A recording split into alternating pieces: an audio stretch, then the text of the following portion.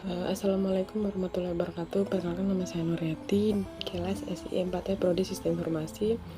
Pada kesempatan kali ini saya akan menjelaskan tentang software dan hardware pada jaringan. Untuk yang pertama itu contoh software jaringan. Di sini saya mengambil Nmap atau Network Mapper yang merupakan sebuah tool yang dapat digunakan tanpa berbayar atau open source. Nmap ini memiliki peran penting dalam audit dan juga eksplorasi yang berkaitan dengan keamanan jaringan. Untuk fungsi dari Nmap atau Network Mapper ini adalah yang pertama port scanning, yaitu berfungsi untuk melakukan scanning dan melihat port yang terbuka secara terperinci pada host target. Kemudian yang kedua, host discovery, yang berfungsi untuk mengidentifikasi host pada jaringan dalam waktu yang singkat.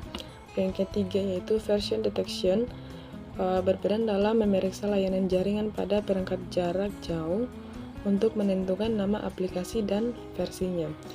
Selanjutnya yang keempat, OS detection, yaitu untuk mendeteksi karakteristik sistem operasi dan perangkat keras dari perangkat jaringan.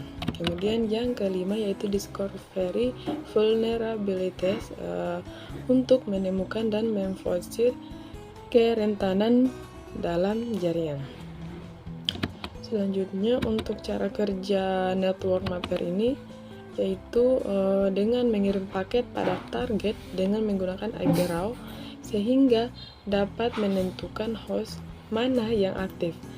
Nah, Nmap ini juga melakukan broad force menuju port list yang dimiliki dan nantinya akan dipakai untuk menentukan status dari port host yang sedang aktif, baik dengan melakukan filter, close, maupun juga open. Nah, selain itu, Nmap juga mampu melihat sistem operasi apa yang lengkap dengan versinya dan digunakan untuk terinstall pada suatu perangkat.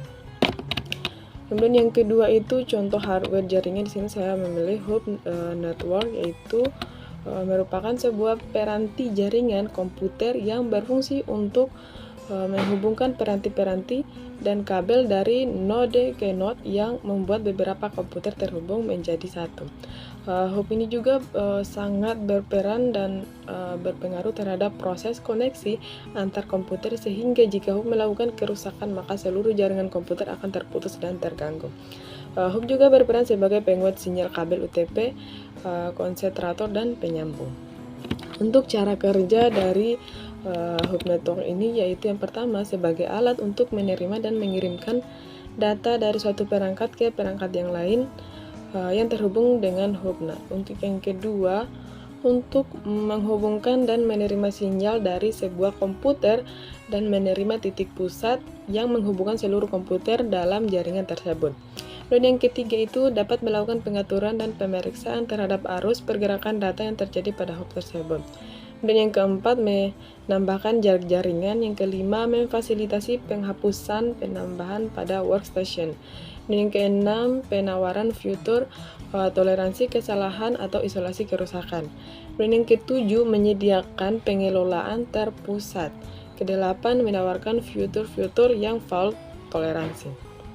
Untuk cara kerja dari Hub Network ini yaitu pada sebuah jaringan adalah mengcopy kiriman yang tetap pada salah satu port ke port-port yang lainnya yang berada pada hub. Nah, hub mendistribusikan bandwidth ke masing-masing port. Nah, ketika satu komputer yang digunakan maka akan mendapat akses bandwidth yang maksimum tersedia. Namun, jika beberapa komputer digunakan pada jaringan tersebut maka bandwidth akan didistribusikan kepada semua komputer yang ada. Mungkin itu saja yang bisa saya sampaikan. Lebih dan kurangnya mohon dimaafkan. Saya akhiri dengan ucapan sekian dan terima kasih. Wassalamualaikum warahmatullahi wabarakatuh.